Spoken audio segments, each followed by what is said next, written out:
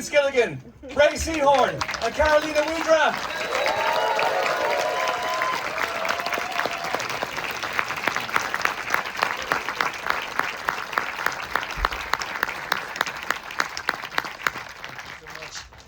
Oh, please have a seat, guys.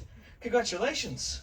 Thank you very much. Thank you all for being here. This is very exciting. Yeah, thank you. So these people, they each got a donut Nice. before they went Are you in. feeling the effects yet? Yeah. Luckily, I only licked 10 before security stopped me. So we'll see what happens during the Q&A. First question is an obvious one. Winter Wicaro film, when are we getting it? When's it happening? The Winter Wicaro film? Yeah. Oh yeah, that would be great, wouldn't it? When's Wicaro? I'm working on it. I'm so sorry. I'm working on it. But I do think we're releasing some cool book jackets, right? I think we might be releasing a chapter from Oh, really? Blood Song of Wicaro, I believe. Written actually, ostensibly. Carol Sturko, what's wrong with you? Of course. Maybe with the aid of my wonderful assistant, Alana Hoffman. We'll see some Blood Song of Wicaro, I think. Yeah. Oh my God. The fourth book in the trilogy. This could be the spin-off. Vince, let's start with you because obviously your association with sci-fi and with the X-Files predates Breaking Bad and Better Call Saul. In a way, is this an itch that you've been waiting to scratch, this particular idea, for a while? I've been thinking about this idea for almost 10 years. And I am happy to get to work on a science fiction story again. It had been, X-Files ended 23 years ago. So it is nice to do science fiction again. But I think I'm enjoying writing a hero even more. I had such a great time writing villains for 20 years, crime stories. Walter White and Jesse Pinkman and Jimmy McGill, aka Saul Goodman. It was great writing those guys, but as fascinating as they were, they were not heroes. And I like writing now for someone who was, if not a full-on hero, she's at least trying to be. She's attempting to be. Yeah. So that part I like even better in the science fiction. Amazing. So Ray, let's talk about that hero. Let's talk about Carol. At what point during Better Call Saul did this come up? First of all, this idea that Vince was going to write you a hero. Very late for me. Vince, I later learned through journalism that that it came up earlier for him. But no, it was we had wrapped the final season of Saul, and I was home, but it had not aired yet, and I was lucky enough that there were some other shows that wanted to talk to me about developing things with me, and I thought, gosh, what an experience to develop a character and a story with Vince Gilligan and Peter Gould, who's also amazing. Yeah. And all the writers that they assemble on their team, and also the sets they create are, whatever you do, whatever your line of work is, if you got something that was a big challenge but that you really wanted to try, and then you got to go to an office where everybody was like, you're the one that can do this. We're all behind you. Like that's the spirit you get when you walk in there. So I was like, yeah, maybe it goes without saying, but why does it have to go without saying? So I was calling the writers and saying, wherever you go, I'd love to be there. I'll do background. I'll do whatever. And when I got to Vince and Peter, they were doing post, I think. You guys were together. And that's when Vince said, I wrote something for you if you're interested. And if you're interested makes me laugh every time. So I cried, and then I said yes. So what did he say at that point? Nothing. Nothing. You said, I don't want to pitch it to you. I just want you to read the script, but I'm not giving you the script. I hadn't finished. It wasn't quite right. in shape Yeah. That was for a laugh. You only get one. I'm a laugh whore. And you only get one first impression, one first shot. Yeah, you said you were still tooling with it, and you were gonna give it to me in a bit, and but I did say yes, no matter what. I mean, it doesn't matter. Like you're playing a bench. Okay, great. It's gonna be awesome. Imagine if you had been just a background artist in this. Still be You've good. been so annoyed. No, not with this guy. No. Okay. So Vince, can you talk about what the exact moment that you knew you wanted to work with Rhea again? Was it? At what point I during don't Better Call remember Saul? an exact day or date, but I do know it was very early on in the process of making Better Call Saul. I was coming up with this idea almost 10 years ago, and originally it was an idea about a guy, a male protagonist, because that's typically how I think. Yeah. Who suddenly, inexplicably, the whole world loves this guy, and they're so nice to him, and they would do anything for him, and he didn't do anything to deserve it. It's just that's all I had at the beginning, and that was all. That was the place I was at for months and months, and I would think about this story on lunch breaks. On Better Call, we're working in the writers' room on Better Call Saul. This is season 1, season 2. I'd walk around the neighborhood. We'd all take naps or whatnot. I'd do a little of everything. The lunch breaks stretched on to 2.5 hours, but I take these walks and think about this idea. But I don't know, a season and a half into the show, and Ray's character was never Peter and I, and we were just feeling our way through Better Call Saul. We really didn't know where it was going. We only knew that we were going to take Jimmy McGill and have him find out why and how he became Saul Goodman. Yeah. But we didn't know who was important to him in his life. When we had this character, Kim Wexler, and we hired Ray to play Kim, and we thought, we don't know where this will go. Maybe it'll be a significant other for Jimmy, maybe not. We don't know. We'll just give it a shot. And she quickly made herself indispensable, just like Aaron Paul did. Yeah. On the series before that, Breaking Bad. I was originally going to kill him off at the end of the first season, and you guys probably, some of you know that story. Mm-hmm. And he didn't even, just by being his wonderful self, he made himself indispensable to the point that by episode 2, I knew I would never kill him off. The same thing with Ray. She became so integral to that show. It became a two-hander, like Breaking Bad became basically a two-hander because, when you work with actors that wonderful, you want to keep them close, and you want to continue working with them. So I don't know exactly the day and date it happened, but within a season or so, or less than that probably, of Better Call Saul, I thought, this story I'm kicking around, I'm noodling around, it doesn't have to be a male protagonist. Why can't it be a female protagonist? And why shouldn't it be Ray? And that's how it developed. Amazing. So let there be a lesson to any prospective actors in the room. Make yourself indispensable and you will not be killed off. That's good advice in any line of human endeavor. Whether you're an actor or whether you're helping make light bulbs, make yourself indispensable. I am very dispensable, as we said. Karolina, can you talk about breaking into this series in a way? Because this is a bit of a two-hander, without spoiling where things are going after this. Between Soja and Carol, of course.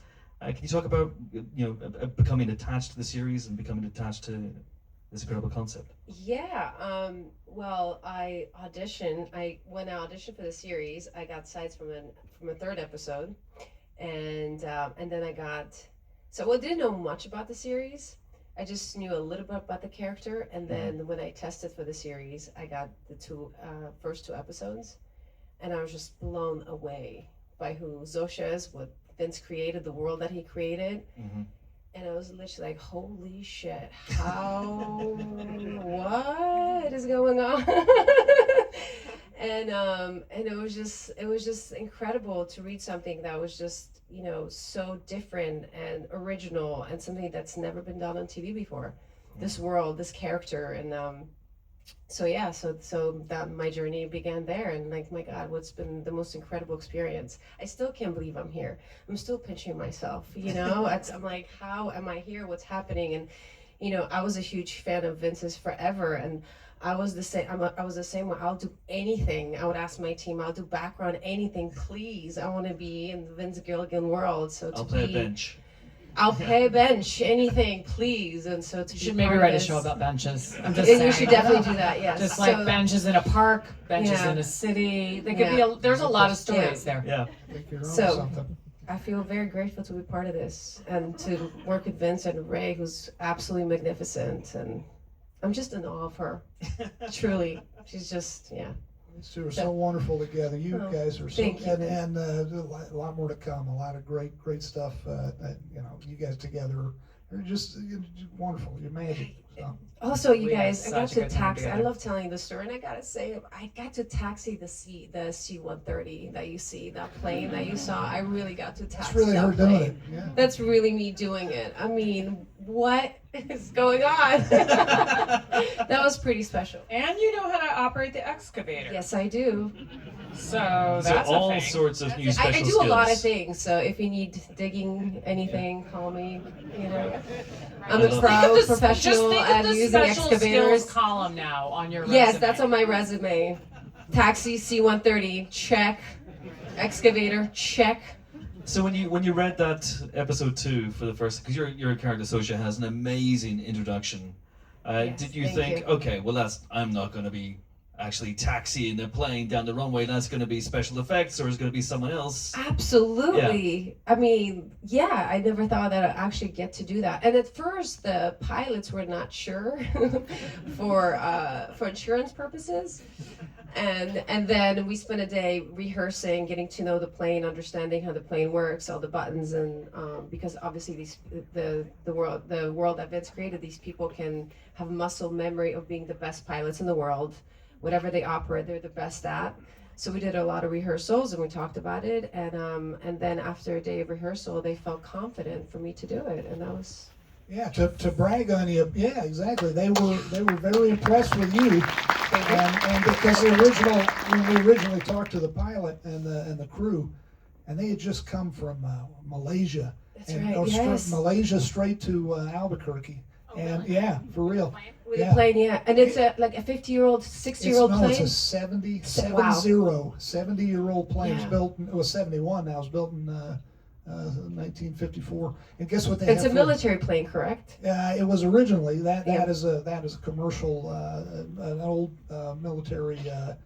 Originally that one, but now used for commercial use, not military use. Guess what they have for a toilet all the way from Malaysia to Albuquerque?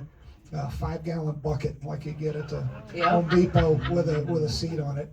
Yeah, it's. Yeah, yeah, did it's- you taxi that? Yes, I Yeah. did.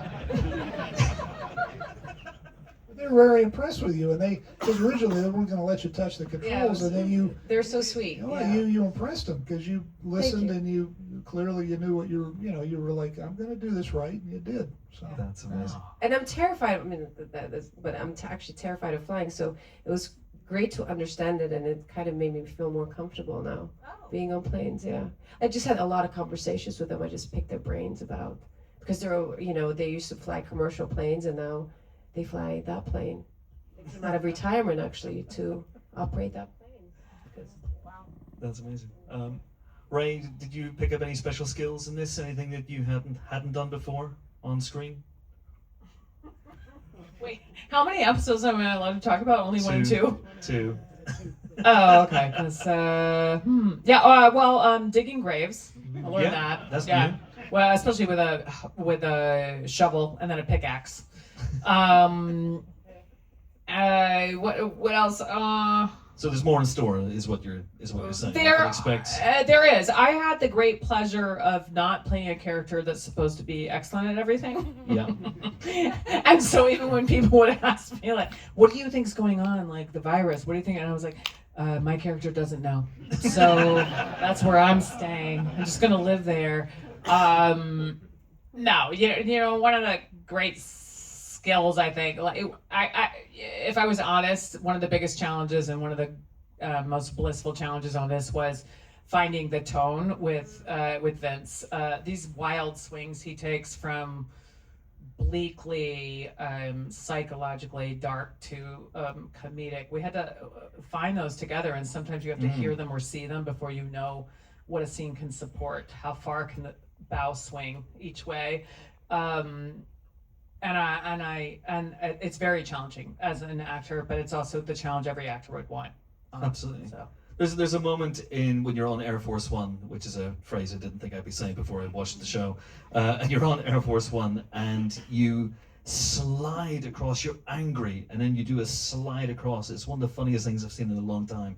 And then you get into the chair and you're sitting on the seatbelt. Yes. Oh, wow, that that's scene. so- It's so Oh. good. It's so funny. I mean, so you're leaning into the sort of comedic side here as well. You know, Getting it to would- indulge that side. yes, yourself. you're also finding comedy, but you're finding comedy within the human nature. It's very observational kind of comedy of like just we're very strange animals when trapped in certain situations, and that was a situation where the Air Force One and the conference room within Air Force One was built to spec. Am I correct? Yes, as closely as it as could be. closely as we can ascertain. Yes. Yes, and so we got in there, and that's very, very cool, but that doesn't mean it's super easy to film. And these seats are like Captain Kirk seats, but all of them are. It's not one Captain Kirk, it's all Captain Kirk, and it's very hard to swivel, and they hit the desk, and they also have like weird brakes on them, and I was supposed to maneuver over and have this kind of like heartfelt conversation with Darinka, and and we kept having trouble. And Vince was like, I kept trying to think of this phrase the other day. Turn a bug into a fix. What is it? It's a turn bug into a feature, or turn lemons into lemonade, or Okay, a bug into a feature. Yeah. Yeah, and you're like, okay, if the chair is problematic, lean all the way in. Don't try to hide it. But you remember the chair actually swiveled fine. But it would hit the table. I couldn't turn all no, the that's way. true. But you faked it that it was because it's an airplane seat, so Right, it has right, to right. be able to lock. It has to have a seat belt, and you mimed it really beautifully, where you pretend you have to reach for a hidden Oh, that's release that's not really there. Oh, that's right. That was all just miming. Yeah. forgot. Guys, my pantomiming is That's that's the amazing. skill I learned. You just asked me. That's it. She can, do excavator C-130, whatever. I can pantomime a chair that can't move. It's all So, good. But It all but comes in we just useful. were like, there was a lot in the show that was about the comedy just came from playing the objective that you're trying to get and increasing the obstacle that's preventing you from getting it. And that it's just funny to watch humans try to do that. Yes, absolutely. And Vince, I'm seeing the dynamic already between Ray and Karolina. And did that, as you watched it develop, did that change the show? You've already talked about how malleable you could be with character development. and The plot actors I developments. work with always change. No, it's a good question. If that's what I love about making TV versus movies. I haven't had a lot of experience writing movies. I mean, I've written a lot of movies that you never heard of that have never been made. But I'm so glad I got into TV. It's not what I originally set out to do, but I'm blessed to have gotten into it, because one of the many things I love about it is it's an ongoing, if you're lucky enough to get a show on the air, it's an ongoing endeavor. It goes years, if you're lucky, years sometimes. And unlike with a movie, which is a fixed plot, if you're lucky, you got a whole script and on day one of shooting. But on a TV show, you are learning as you go, and you're learning a lot from, if you're open to the idea, you're learning a lot from your actors, and they are telling you where the show should go. And like in Better Call Saul, originally as an example that springs to mind, Michael McKean, the wonderful actor who played Jimmy McGill's brother, Yeah. who played Bob Odenkirk's brother, the original Chuck. The original intention for Chuck was that he was a damaged but good guy and always in Jimmy's corner. And we were watching the dynamic between Michael and Bob, two guys who really have great affection for one another. But there was this acerbic something about Michael told Peter Gould and the other writers and me. We kind of just leaned into it. We thought, is he that good a friend to his brother? Is he really going to be the good? And we decided to take him the other way. And You also said like he just brought this gravitas to it instead yes. of playing it as weak. yes, you know what? That was. Thank you for reminding me. That was the real nut of it, was that he has this strength and power as an actor, and this gravitas, as you said. It didn't jibe with him being kind of a weak tea kind of character. And so, when you're open to these things, when you have months and years, various series, to play with, then yeah, the show changes sometimes act by act, and certainly episode by episode. And Karolina, with Sosha, you have an amazing acting challenge, because you are essentially, and I don't think any other actor has done this before, you're playing everyone at Very the true. same time. The whole world. But how much of Sosha is in there as well? I mean, as an acting challenge, the original Sosha, are you showing us? You know, I thought about it a lot, and we've talked about who the people are, you know, today, after the virus, and they're content, right? And they're peaceful, and they're unflappable, and they're pure. So bringing the history of Zosha from the past could color that, right? So I didn't even ask Vince about who she was in the past, because I didn't want that to be affected, my performance of who she is, because when we meet her, it's the Zosha that already is. So my focus was on creating that. Interesting. Creating her from this moment. So that was like my journey, and also finding the place of, you know, what it means to be unflappable and holding space for somebody else, for her feelings, and not going on an emotional ride with her, being empathetic but not giving into that, and just knowing that, you know, we have a biological imperative and we need to share this gift, and standing by the strong belief and what that's like. And so when Carol is having these big feelings, I just have to be there and lovingly just have her have those feelings, and just be there for her.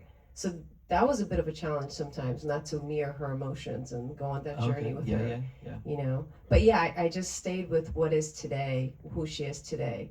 So if she has a dark past, it wouldn't color my performance, because of her peacefulness and her blissfulness and her joy and all that. Absolutely. So yeah. Thank you. And Ray, the last time Vince directed you on Better Call Saul was the penultimate episode, Waterworks, where Kim has this astonishing breakdown on a bus. And I was reminded of that during the scene where you're driving the Jeep through the town as everyone starts gathering around you, and the bus is on fire and there's so much going on. Was that in any way analogous to that moment for you, working together as director and actor on that, and charting Carol's disintegration in that moment? It must have been a hell of a challenge. I'll say what feels, thank you for that lovely compliment. What feels analogous is when I have scenes with Vince, and also with Peter Gould and the other lovely writers and directors on Saul, that have almost no dialogue or no dialogue, there's still a story being told the whole time. And so when people ask me, is that scarier? Yes, as actors, we're often taught, rightfully so, that place your objective in your scene partner, make the scene about your scene partner. So it can feel very scary to say, like, well, what if it's just me? Then what am I doing? But you're still telling a story. So I'll plot story points. And in the case of the airport shuttle scene, I tried to understand on some basic structural level the series of thoughts Kim might be going through, and then leave space for some things to happen on the day as well. And so when we were doing the scene of her driving home, and some scenes that we have throughout the episodes where it's me and my thoughts alone, I think about the storytelling. It's still about the storytelling. It's about, even in episode 2 when she wakes up, those scenes with no dialogue for a second, they're very, very important to the storytelling. They are the thread that connects the very dramatic scenes sometimes for me. Mm-hmm. They're the tapestry that makes this person human. And they had me waking up on a couch instead of in her bed. So my first thought is, why is she not in her bed? Oh, she can't be in her bed because her wife slept there. She's not ready to be there. How did you fall asleep? Did you fall asleep drinking? Did you fall asleep crying? Mm. How does that make you wake up? When you wake up, a lot of us, if you've ever had a horrible thing happen to you, for that split second, you hope it's a dream, a nightmare. And then you hope and then maybe it's not. And Vince had me turn my head and I see my wife, and then it's not. And so those are the things that I clock, and those were very analogous to the bus shuttle scene of you're still telling a story. And sometimes when you're alone, my greatest team partner is the audience, and that's those are special moments to me because Vince assumes the intelligence of our audience, so I don't have to tell them what to think. I just have this pleasure of going on a journey with you guys, and knowing, like, let them interpret it, let them find it with me. Amazing. And actually, you did have a scene partner in the shuttle scene. And Yes, I did. Yeah. Holly Rice. Yes, is my brilliant. wife was sitting next She's to the her. hand that does this. Yeah. Good job, Katie. Vince, so speaking of storytelling, the visual storytelling, as with Breaking Bad, Better Call Saul, is so strong and so important here. Are there any images in the first 2 episodes that were in your mind from the moment you came up with this idea? That's a good question. Oh man, I want to have a good answer for you because that's a good question. I not that I recall. They sort of, I mean, it's a long process coming up with this stuff. You want that Archimedean eureka moment where it's like boom, and the closest I ever got with that was coming up with basically the gist of Breaking Bad. That one hit like kind of a lightning bolt, and that was probably the one time in my career, my life, that'll ever happen. This one was hard fought. Even coming up with the title for this thing was hard fought, but it's this one is more like which one is it, a stalactite or a stalagmite, just either one, I guess. It just kind of forms. Stalactite hangs because it's It's holding hanging tight. tight. Stalagmite is mighty because it's coming from the bottom. Oh. Thank you for the science teacher. Oh man! So who said you guys didn't have science knowledge? So this one crude, is that the word? What this one? This one was slow building. I don't have a great story of there was an image and I saw it in my head like a flash of lightning, and I don't have anything like that. We just sort of created it. And I want to stress too, good time to say it. This is another thing I love about TV. It is a collaborative medium. Yeah. It is a group effort, and I got a lot of great writers. I got wonderful actors, obviously, but got wonderful people behind the lens. Great writers who make me look smart. And a lot of this stuff, these episodes only get better and better because this was the first one. The first one that you saw tonight is the only one really that I kind of came up with. I didn't make it on my own. There was a lot of people involved, but coming up with the basic plot and then the script, that's you basically you do the first one, and then the second one on, you have a great deal of help, and therefore they get better because you have a lot of really smart people, smarter than you yourself, and the show only gets better from there. At what point, though, did it coalesce from that original idea about a guy who wakes up and everyone in the world loves him to alien invasion? Or maybe not alien invasion. They don't think it is, but No, I don't remember exactly. Very much in the story, in the case of Pluribus, unlike Breaking Bad, this was very much a continuum, very much a slow series, deliberate series of little baby steps. Like when I came up with the idea of the signal from space thing, that was months or maybe a year or so into plotting this thing out. It's depressing how long it takes. I am very slow. I wish I were faster. I really do. Yeah.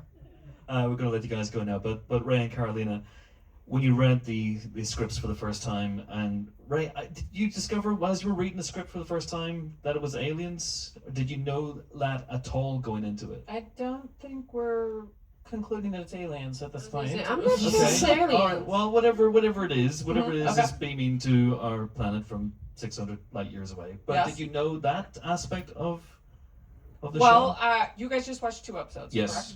Yes. That's what I read. Okay. So, I had questions, but I wasn't kidding when I said like, okay, I have a lot of work to do here, that I want to do well. I'm really happy that my column doesn't contain Carol needs to know what's going on because she doesn't. So I was like, just gonna not take care of that one.